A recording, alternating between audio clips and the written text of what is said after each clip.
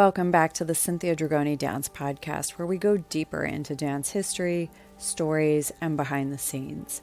Today we're coming to you with a quick dance news break because the Paris Opera Ballet, the oldest national ballet company in the world, has just promoted its first Black artist to the rank of étoile, the highest rank.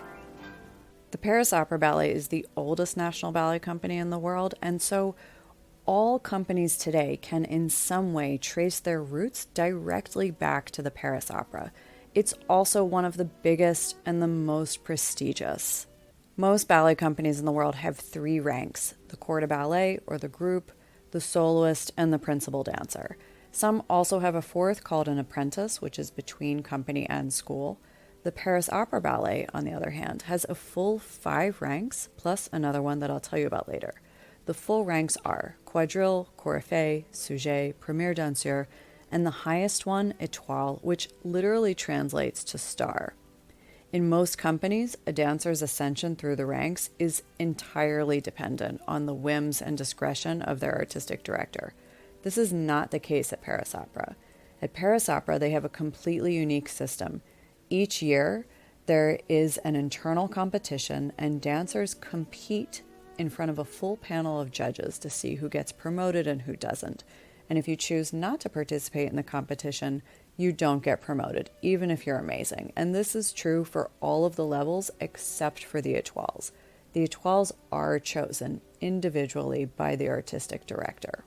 Paris Opera is also a big company with anywhere between 150 and 160 dancers.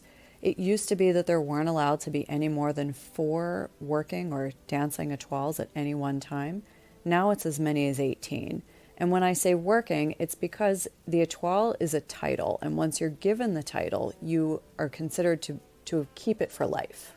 This tightly controlled and organized hierarchy dates back to the days of Louis XIV. King Louis took his ballet extremely seriously, both as an art form, and he also used it as a political tool.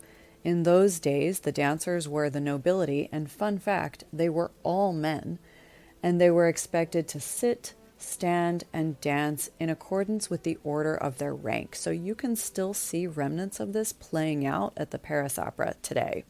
The ballet world is insular and hierarchical, and for a myriad of reasons develops very slowly.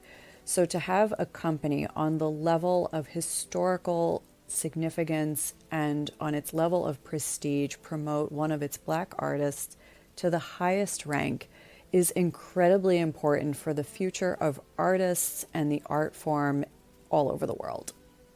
And that's our news break.